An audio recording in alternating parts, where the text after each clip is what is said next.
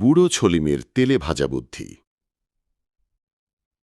প্যাচারহাট গ্রামের সবচেয়ে আলোচিত চরিত্র ছলিম বুড়ো, বয়স ৮০ কোঠায়, হাঁটেন লাঠি ভর দিয়ে, কিন্তু মাথার বুদ্ধি এখনো তরতাজা। গ্রামের লোকজন বলে, ছলিম বুড়ো একবার খেললেই ৪ কোনা করে দেয়। একদিন হাটে ঘোষণা এলো, এই সপ্তাহে যেই পুকুরে সবচেয়ে বড় মাছ ধরবে সে পাবে একেবারে নতুন ঝকঝকে লাল রঙের বাইসাইকেল। সবাই দৌড় লাগালো, কেউ জাল নিয়ে, কেউ বড়শি, কেউ আবার মাছ ধরার বই পড়ে কৌশল শিখছে। কিন্তু ছলিম বুড়ো, সে শুধু একখান পুরনো টিফিন ক্যারিয়ার আর কয়েকটা সিদ্ধ ডিম নিয়ে গেল পুকুর পাড়ে।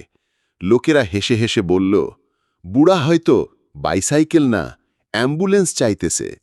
ছলিম কিছু বলল না, সে টিফিন খোলার ভান করে ডিমের ঝাঁঝালো ঘ্রাণ ছড়াতে লাগল। পুকুরের পাড়ে বসল আরাম করে। ডিমের গন্ধে একে একে কচ্ছপ, ব্যাং, একটা হাঁস, এমনকি পুকুরের নিচ থেকে এক বিশাল বাগদা চিংড়ি উঠে এলো। চিংড়িটা ঠিক ডিম খাওয়ার লোভে টিফিনে লাফ দিয়ে ঢুকতেই ছলিম সঙ্গে সঙ্গে ঢাকনা লাগিয়ে বলল, এই জন্যই বলে বুড়োর বুদ্ধি টাটকা ডিমের মতোই গরম। পরদিন সবাই অবাক, ছলিম বুড়োর টিফিন থেকে পাওয়া চিংড়িটাই সবচেয়ে বড়। বিচারক বললেন, এই প্রতিযোগিতার সত্যিকারের বিজয়ী ছলিম বুড়ো। বাইসাইকেল নিয়ে বুড়ো বলল, জাল ধরল সবাই, মাছ ধরলাম আমি টিফিনে। সেই থেকে গ্রামে একটা নতুন প্রবাদ ছড়িয়ে পড়েছে, বুড়ো ছলিমের টিফিনেও মাছ ধরা পড়ে।